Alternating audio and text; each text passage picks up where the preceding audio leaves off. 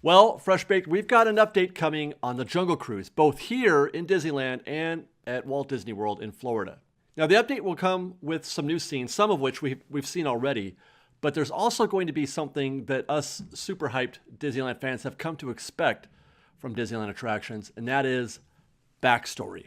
And this backstory was revealed the other day in the form of an interview with Alberta Falls, who is the granddaughter of someone we are all quite familiar with. That's right, Albert Falls of Jungle Cruise fame.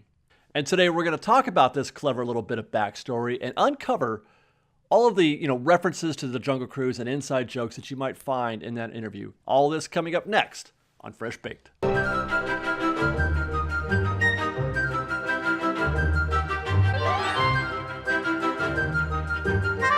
Hello again, everybody, and welcome back to Fresh Baked. One of the reasons why we love Disneyland more than, let's say, maybe other theme parks or amusement parks is because Disneyland attractions are more than just rides. In fact, that's why they're not even referred to as rides, at least not by those who appreciate what it is that Disney's trying to do. It's not just a ride, it's show. And it's backstory that makes everything just a little bit more extra at Disneyland. And today we get to reveal what that backstory is for the changes coming to the Jungle Cruise. And the story is going to be delivered in the form of an interview done with Alberta Falls for the Daily News circa 1938. There's no GNews like good GNews. Sorry, just had to fit that in there. If you know, you know. Anyway, right away we find out that Alberta Falls is the granddaughter of Albert Falls. And if you're wondering why that name sounds familiar, we have the beautiful Schweitzer Falls, named after the Jungle Navigation Company's very own founder, Dr. Albert Falls. So Alberta has taken over running the Jungle Navigation Company from her grandfather, and that is the basis for this interview. So let's get into it. And we'll start with something that was kind of a surprise to me when I read it, and that is that Adventureland is a real place. Being the granddaughter of a famous world traveler, Alberta has been to many places, but she says in the interview that her favorite place was Adventureland. And that's where she could climb and swim and dig wherever she wanted. She spent a summer hanging out with the skippers, working for the Jungle Navigation Company, and she wound up never leaving. And she's been there ever since. Ever since that first summer, she's been in Adventureland ever since she was 8 years old. Next, we find out that her grandmother, wife of Albert Falls, is Victoria Falls. Very clever.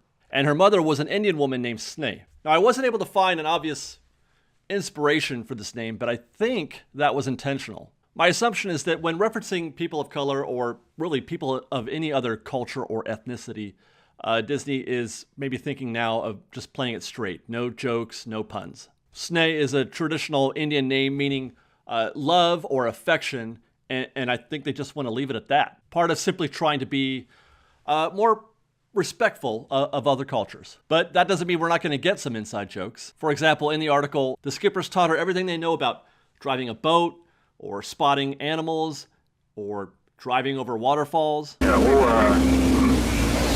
over that a little later, okay? Now, the Jungle Navigation Company business was originally just shipping, but when that business started to falter a little bit, it was one of the skippers for the navigation company who suggested that they start giving jungle cruises to tourists in Adventureland. In the interview, when Alberta was asked what they hoped guests take away from their visit to the Jungle Cruise, she answered, "Their personal belongings."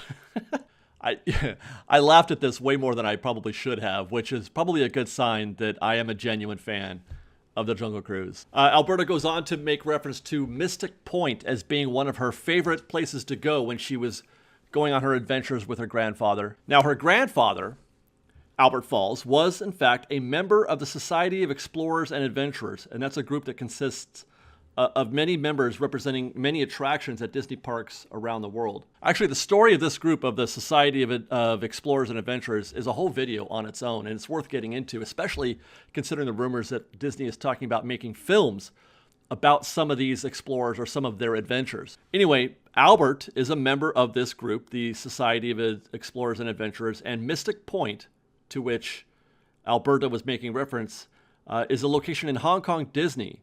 And it's sort of a home base for the group, with some of its members actually pictured in the Mystic Manor attraction. And I would expect Disney to make more overt reference to this group in the existing attractions where they're represented already, or perhaps bringing in new members to other attractions across the Disney resorts worldwide.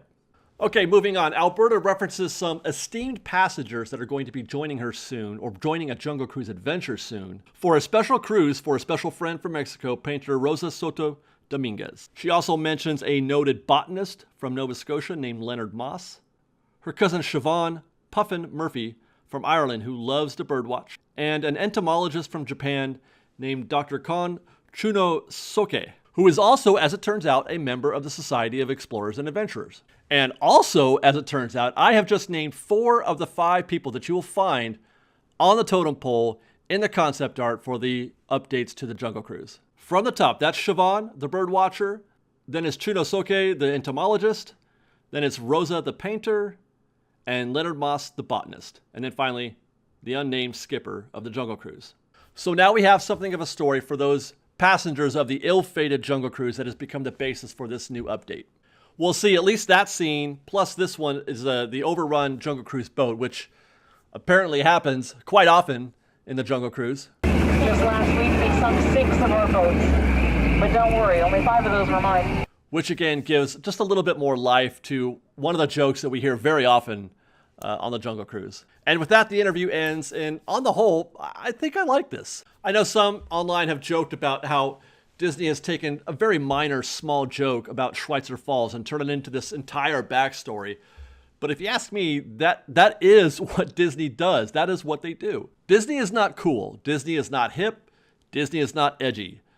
Disney is a corny, pun-loving bunch, and this is right in their lane.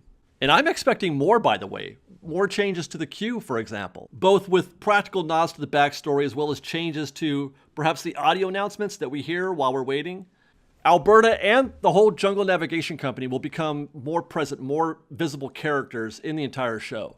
In fact, look for this very photo of Alberta in the queue somewhere, I'm sure. In fact, here's something of a prediction. I predict that they will remove some or all of the framed insect specimens that we see on the walls throughout the queue and replace them with new items such as maybe paintings by Sneh, Alberta's mother. We haven't seen any of these paintings yet, so I don't know if that's possible, but I just feel like they made a point of noting her abilities as a painter in the interview, so I feel like that could be something, part of her character that may be present in the attraction. Anyway, it's going to take a minute to get used to these changes, both the physical changes and the backstory that they're trying to introduce. I know some are a little hesitant to just jump on the bandwagon. Some are being a little bit cynical. But I think over time, you're going to get used to this as part of the story. It's going to become a natural thing at the Jungle Cruise in the same way the changes to Pirates of the Caribbean have become natural, the same way the changes at Haunted Mansion have become natural. You know, the bride wasn't always a Black Widow bride. She was a victim at one point. So I would say just let it breathe, let it grow. Let's find out what happens before we cast judgment on it. And with that, I want to end with this one question that I would like everybody to answer in the comments below, and that is, what is your favorite Jungle Cruise joke? Here are some of mine. Folks, this looks dangerous. Let's get closer. Some striped horses, some blackhorn sheep, long-necked cheetah in the back there. Now, folks, we're not out of the woods yet. You can tell because of all the trees. Folks, would you look at all these beautiful plants? Aren't they just amazing? Let me see if I can point some out for you.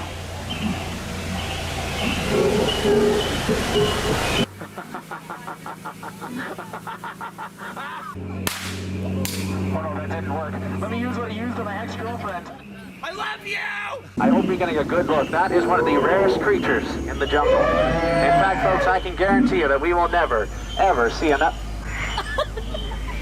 That's a camel? Okay, that's it for today, guys. If you enjoyed this show, please take a minute to like this video. It's free. Otherwise, you can follow us on Instagram at _FreshBaked and on Twitter at FreshBakedDizzy. That's fresh with no E. And until next time, maybe watch our video from A Touch of Disney if you haven't already. Watch our construction update that we just put out the other day. First one we've done live in the park, or I should say on location in the park in over a year. So I'm pretty excited about that. Hopefully we get to do more of these a lot soon. And thank you again for watching, everybody. We love you guys very much. Stay safe out there. Please be kind to one another. That's free also. It doesn't cost you anything to be kind. And Fresh Baked.